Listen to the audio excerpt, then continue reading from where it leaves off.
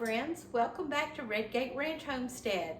We're in the kitchen today and we're going to whip up something really yummy. We're going to make raspberry pear jam. Doesn't that sound delicious?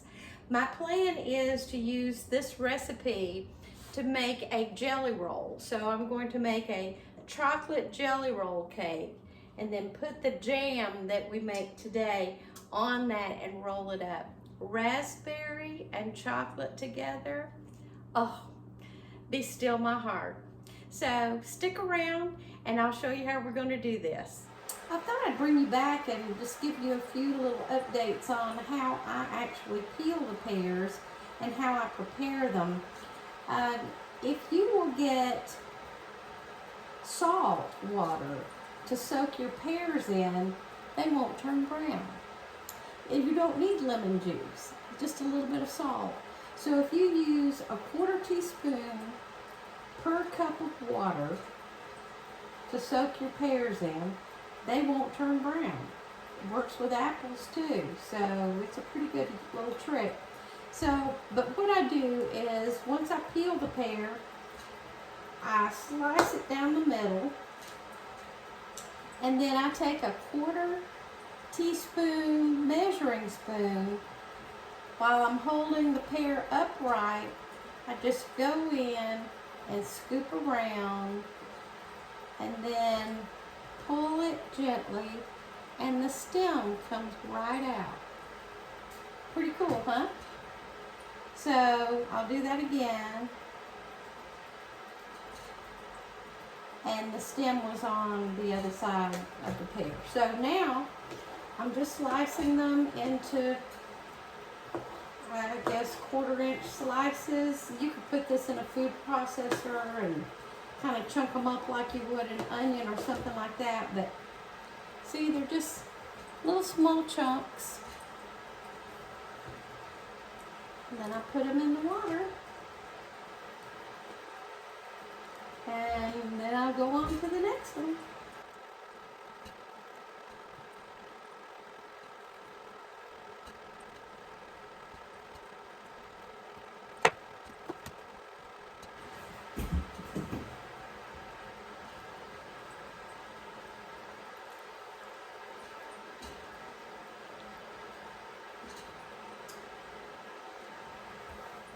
Now we're going to take the raspberries and we're going to de-seed them by using this food mill.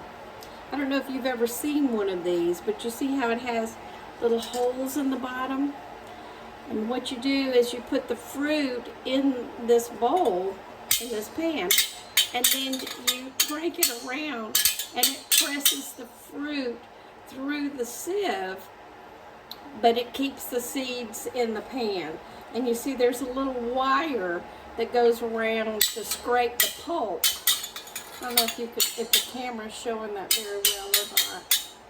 I know you can hear it, but that's how it works. And it's got 2 nifty little handles here to hook onto a bowl. And I have a little glass bowl here. And we're going to put just a few in at a time.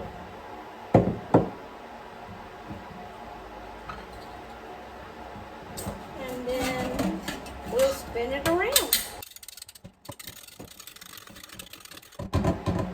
And do you see how it mashes the berries through there?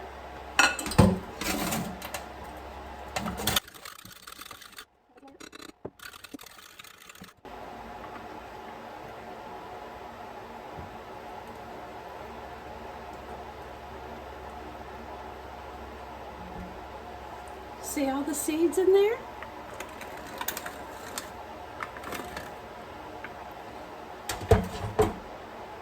And we have got some seedless raspberry pulp. It's just as easy as that. Now we're just going to drain the pears. There's no need to rinse them. That little bit of salt water is not going to make them salty at all. Okay, now that we've got our pears in the pan, we're going to add 10 cups of sugar. And this is organic raw sugar. And then we're going to cook this down.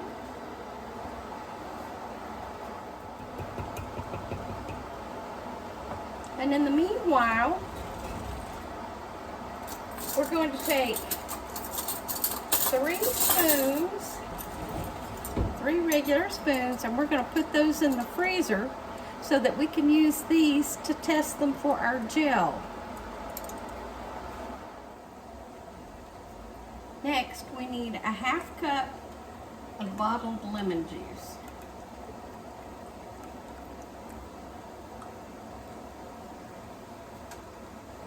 I'm going to put a little pat of butter in it to keep the foam down.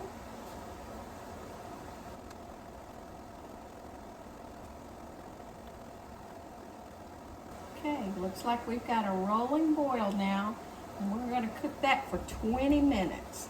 And you can see it's nice and bubbly, and it's almost turned a little bit of an amber color for the pear. So now it's after the 20 minutes, it's time to add the raspberry. And you know, taking the seeds out of the raspberries is not required. It's just something that I prefer. So if you wanted to skip the step about taking the seeds out of the raspberries, you certainly could do that. It'd still be very yummy. Okay, and now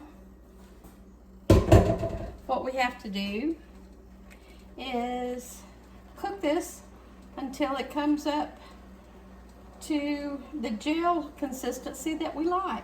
That'll probably be at least 10 minutes, but we've got our spoons in the freezer, so we can use those to test it.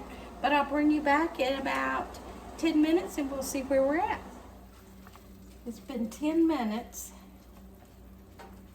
and now we're going to test it with one of our frozen spoons to see if it's the thickness that we want. No, that's still a little too thin for me, though it tastes delicious. I'm going to give it a few more minutes. We'll probably give it another 10 minutes, I think.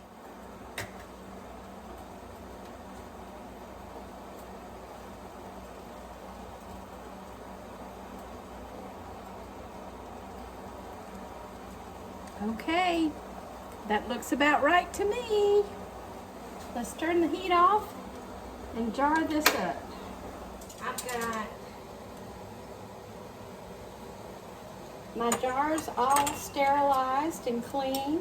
They've been in the oven at 225 degrees for 25 minutes. And now let's jar up this lovely pear raspberry jam.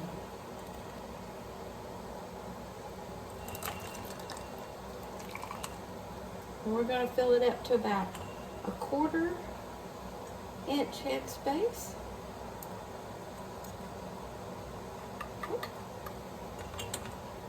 And I'm going to stir it as I ladle it so that there's plenty of pears in each jar.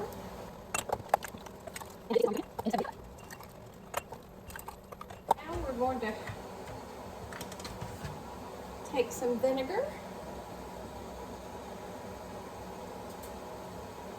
and wipe our rims.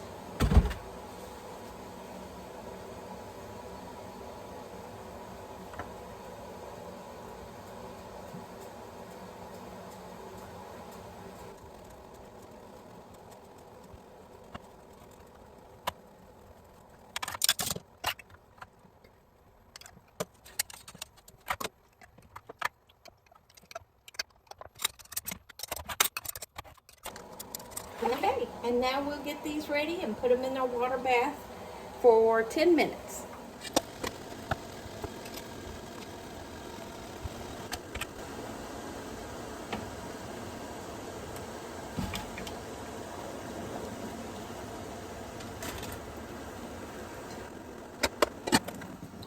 always remember to lift the lid away from you so that you don't have a risk of burn. Now we're going to lift these out and put them on our double towel surface. And always remember to lift them straight up and then over to the towel. That way you don't spill any syrup over the jar lid before it seals.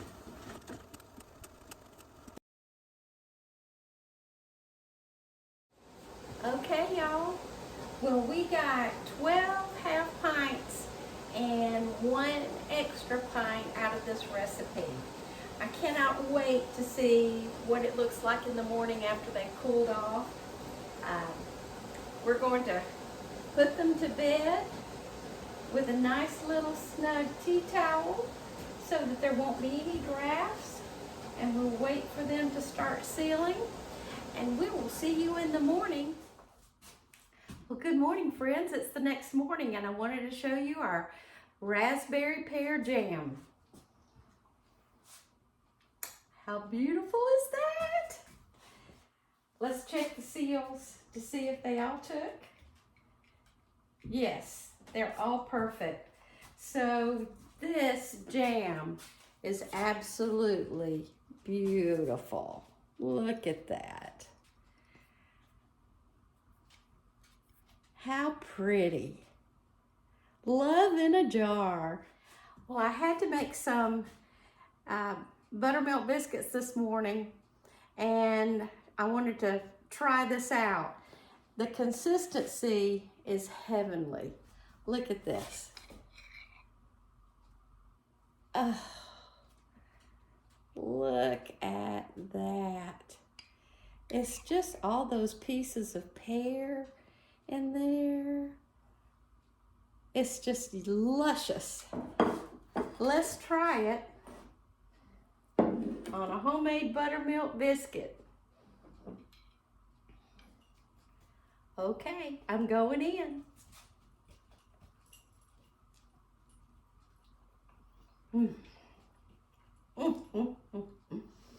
Oh, that pear in there is just wonderful.